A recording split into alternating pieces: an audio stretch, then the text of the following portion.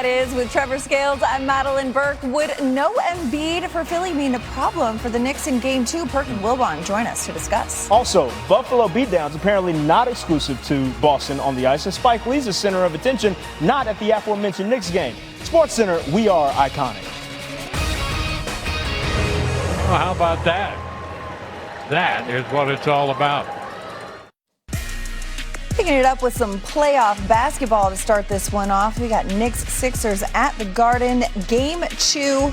The Knicks' last 3 wins in the postseason have come by at least 25 points. That's the longest streak in NBA playoff history. You got no Joel Embiid in this one, but the Sixers came to play. Tyrese Maxey backdoor dunk. And Maxey drives to the basket, gets the layup to fall. Efficient early. The Sixers up 6 here. The Knicks making a game. Jalen Brunson with a steal, shakes off the defender, lays it in. Knicks cut it to 1. Knicks in transition. Josh Hart hits a cutting OG Anunoby for 2. Then less than 10 seconds left in the half. Maxey finds VJ Edgecombe. He knew I had to knock it down. Sixers up by 1 at the half. No Embiid, no problem early in the third, though. Knicks trailing. Karl Anthony Towns driving, hits the lay, the deuce, and the damage. Knicks down 1 after the free throw. Towns driving, a wild shot lands on top of the backboard. But you know what? We got skills. Maxey decides Andre Drummond should be able to get it with the broom, but I mean, can't get it done. KAT's like, listen, my house, my rules. Well, it is his fault, pop it out. first of all, so he should have done that. He should have, but Timothy Chalamet is like, that's my guy. Okay. So listen, that was a sign of strength for the Knicks, and here they come. Brunson lays it in, and the game is tied at 79. Honestly, popping that ball out really did well for them. VJ Edgecombe for 3, though. Sixers up 1 at the end of the third. A very close game. To the fourth quarter we go. Middle of the fourth, OG kicks it out to Hart. 4-3, that's a bucket. The game is tied at 99. Who will be the first to 100? Lawler's Law, we'll see. Brunson stops on the dime, hits the midi. The Knicks up 2. About a minute later, same score. Brunson hits the B button, spin move, gets it to go. Knicks up 103-99. Next possession, same score. Anunoby cuts to the paint, appears to hurt his leg. His shot is blocked, but the rebound gets to Mikal Bridges, who hits the J. Watch it go down, and boom goes the dynamite. OG would leave the game, not return. Knicks up 105-99. Now Paul George pulls up from 3, way short. Sixers can't get it done. Knicks win 108-102, a close one to take the 2-0 series lead. I think we made things difficult. I also think they missed some good looks, so got away with a couple. But we strung some stops together down the stretch when we needed to, and created like a 5-6 point cushion, and then just kind of kept that. I mean, we just found a way to execute, you know, and we got the stops that was needed, got the rebounds. I think that was something that was really in us with our offensive rebounding, and we found a way to get the stops and end those possessions. And on offense, I mean, huge shout out to Kale, to Jalen, making the big shots and giving us a lead like that. But our defense was something special.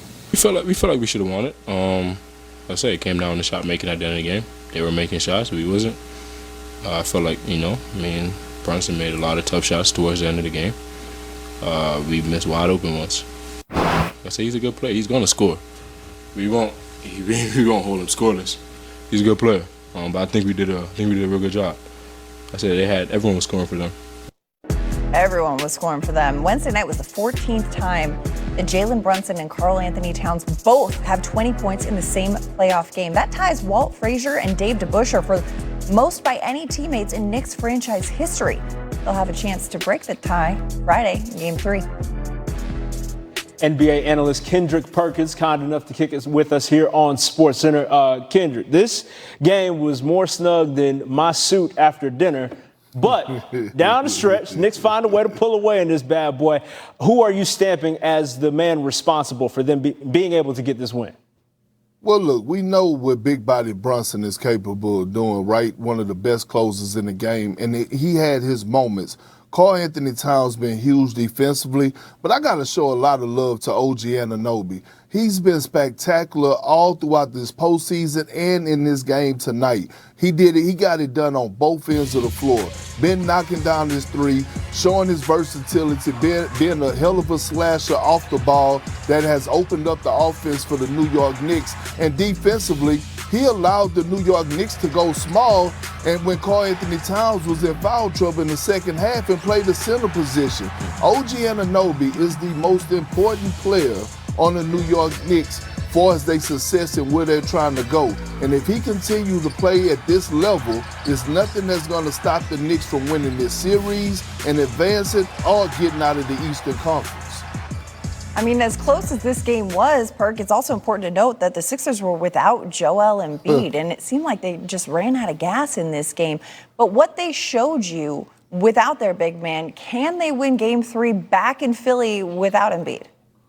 Well, yeah, they can. And listen, it's going to be hard, but the one thing that I noticed tonight was the perimeter play. Kelly Oubre, Tyrese Maxey, VJ Edgecombe, Paul George, they all stepped up to play and was knocking down shots, especially early in the game. And that's why the game was so close, because they were playing at an elite level, especially when they decided to go small and go toe-to-toe with the New York Knicks. Now, can they win this series without Joel Embiid? Hell no, because we saw late in the fourth quarter what ended up happening when they couldn't make shots. They didn't have nothing else to go through. See, Joel Embiid is that big man that you could play through in the half-court set that's going to get you easy baskets, that's going to get to the free throw line when your shot is not falling. So, again, the 76ers, they came out, they fought, they made adjustments. I expect them to come out even better at home in Game 3.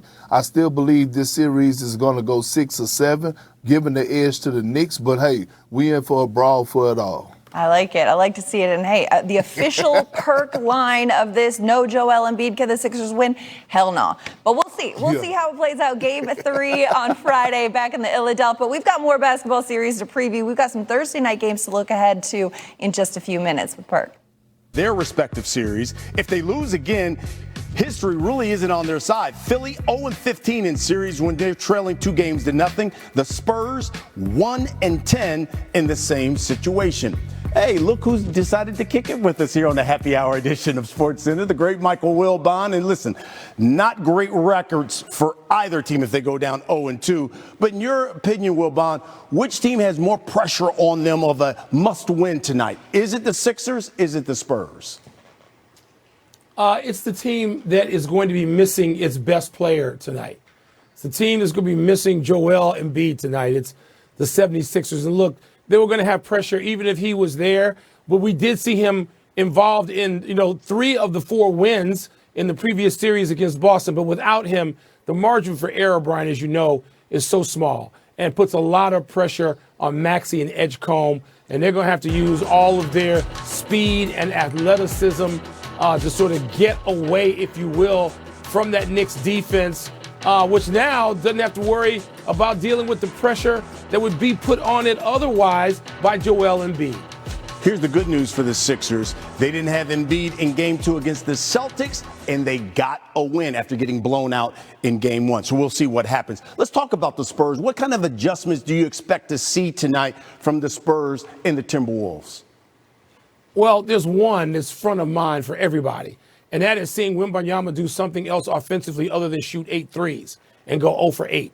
And that's not the formula. Yes, he can do it. Yes, he can get hot and hit 5 or 6 of 8 threes. He can do that in the flow, but no, not against also Minnesota, a team that is completely fearless. And so you just don't want to see it.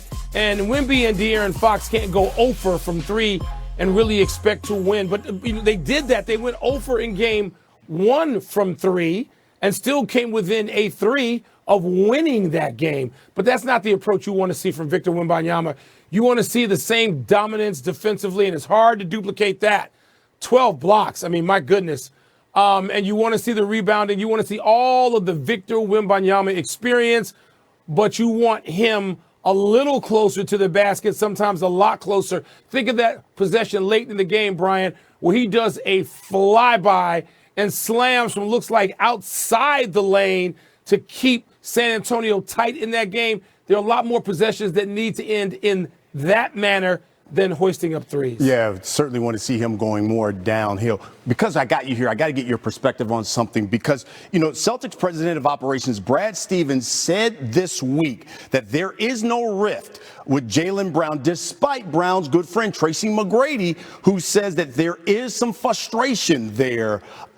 Is too much being made out of this, you think? Probably. I mean, Brad Stevens is a guy who just seems to have a sober assessment of just about everything in his time, whether it was college basketball or the NBA. And so too much can be made of it. But we know, Brian, this is a league where feelings get hurt and superstars who are due to make $60, $70 million say, I want out. And it all results what originally might have been too much being made of. That's the nature of today's NBA. And so, rift and, sort of an uneasy relationship are very different. I mean, you don't have to go as far as saying there's a rift to wonder if these two want to play together, to wonder if the Boston Celtics want to pay two wing players, $600 million upcoming.